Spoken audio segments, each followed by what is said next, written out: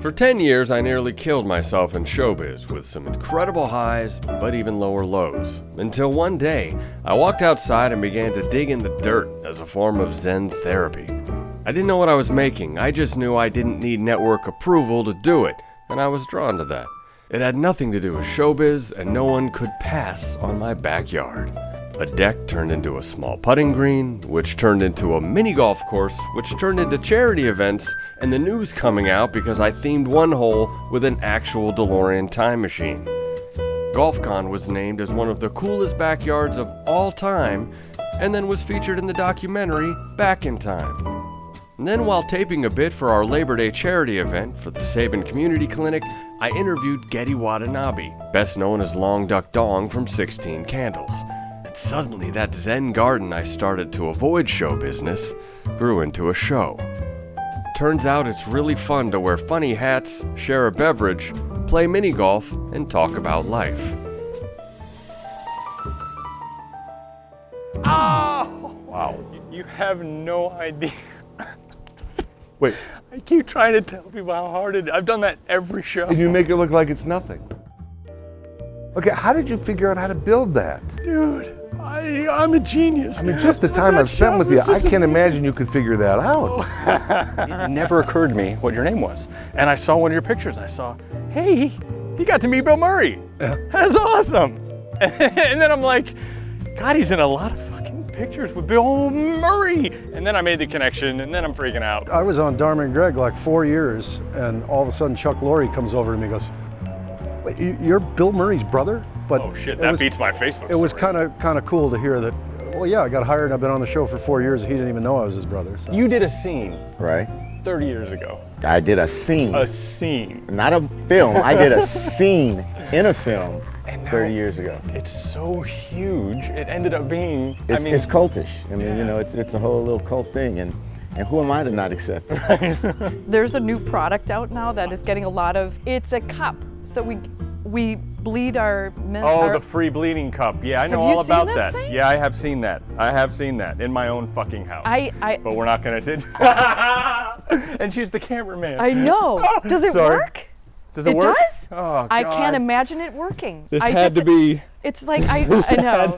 All I think about, the first time I saw it, I'm like, there's no way. Like, the cup is gonna overflow and... Oh my God, am I red? I had inadvertently created a format for a long-form interview that has the laid-back appeal of comedians in cars getting coffee, but with an element of friendly competition. Whoa! That was a really good shot.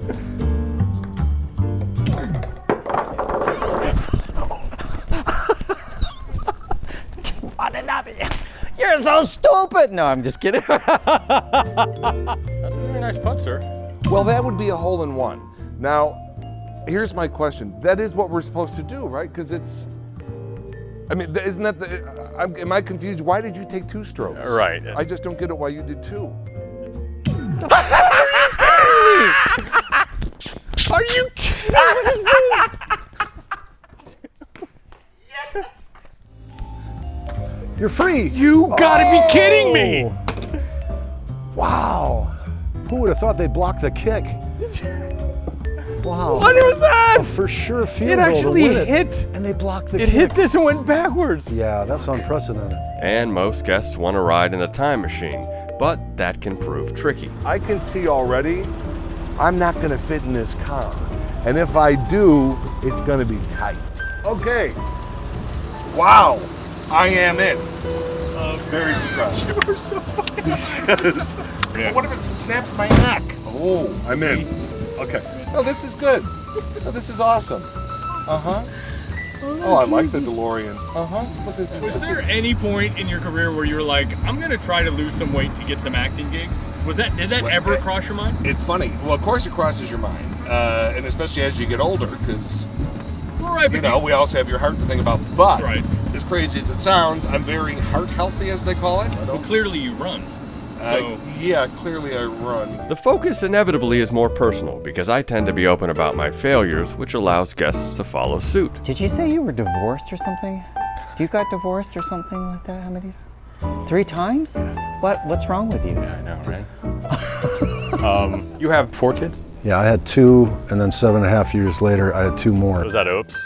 They're all oops, man. Kidding me? Who would ever plan to do such a thing? I'm easily tricked into the process, but You're about to hit a big age. Yeah, I'm almost 50. Right? And we're going to talk about the Amy Schumer bit. Yeah. You know, Yeah. the last fuckable day. Yep, it almost is like there was a day. Like I was reading for cougar after cougar after cougar. Right. So many cougars. Right. And all of a sudden it went from cougar to grandma. And I was like, wow, grandma, we're just jumping right there. And do you That's know all. do you know what these lines and these lines do? Hard They give you earned. character. Yeah. They actually allow you to I emote. love my smile like these Yeah. that everybody. There's But a lot did of we people that don't Did wanna we know ever that. look at our grandparents and go, oh, you ugly motherfucker? Oh, good. I'd be like, oh my gosh, comedy intervention. I love it. It's like, it's funny. It's hilarious. perfect. Oh my God. We're just gonna leave it at that. By the end of the show, you really feel like you hung out with a guest and know a lot about them. You posted a picture on your Facebook page of you hanging out with Michael Jackson. Oh yeah, yeah. Like hanging out, not like, hey, I was backstage. No, you're just playing pool with him and his brothers. Well, yeah, when we were kids and I was doing the show, you know, I got to hang out a lot. You were the voice of I was Michael the voice Jackson. of Michael Jackson on the Jackson 5 cartoon show. As you were talking in my backswing, I remembered you had mentioned that you and Bill were going to do a talk show where you played golf with the guests. we've talked about it. Right. But it turns out Billy's busy and doesn't need the money. But I am still available. But I think it'd be a great thing to do a talk show where you know, There's a rhythm of golf Yeah. that just lends itself. and there's plenty of time to talk. Well, I I don't think have you had something until hats and MiniGolf, and now I'm sorry. Well, yeah. Apparently, you have all the copyrights on hats Yep. and mini golf. Yes, I do.